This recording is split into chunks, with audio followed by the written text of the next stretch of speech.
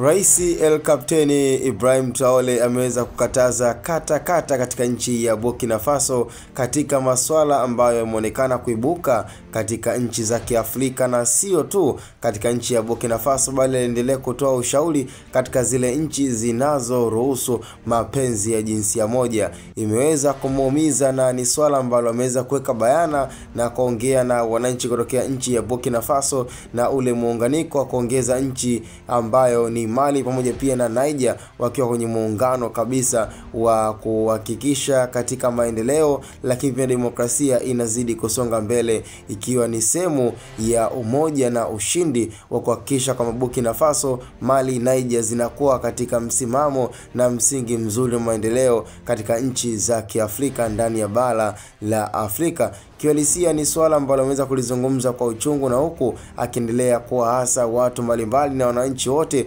kuweza kupata taarifa kwamba ni swala ambalo ameendelea kulikemea na kutaka wananchi waweze kujitambua, ifike mahali yale mambo na masuala ambayo wamekuwa wakiyafanya wazungu na kuyaleta katika nchi zetu za Kiafrika basi yakwame kwa 100%. Ndio maana ni swala ambalo amejaribu kuhakikisha kabisa kwamba yeye hatutaka kuragaiwa kuweza kupewa msaada na nchi za Kimarekani ili mradi aweze kukubali masuala ya kipumbavu na kuharibu nidhamu na kuharibu pia culture ya nchi ya Burkina Faso, yani taratibu, sheria, kanuni pamoja pia na tamaduni za Burkina Faso. Basi ameweza kujitahidi na kuwaomba wananchi kutokea nchi hiyo ya Burkina Faso kuhakikisha wanaacha mara moja, na atakayeweza kubainika anafanya mapenzi ya jinsia moja basi unaambiwaje? Kwa sheria ya Ibrahim Traore ameweka ni lazima utakwenda rumande, yani polisi utashtakiwa, lakini pia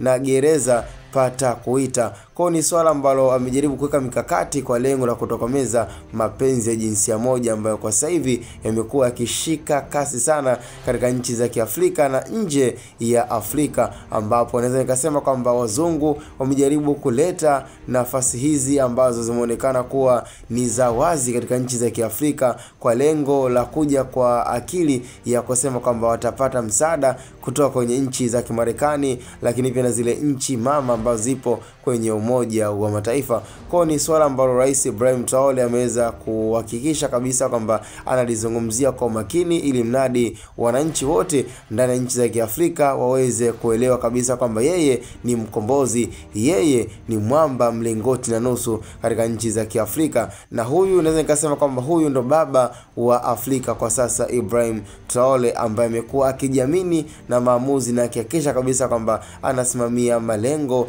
na msingi wa kile anachotaka kukitengeneza. Hii ni Hatuboy Media, cha msingi tukutane kwenye comment.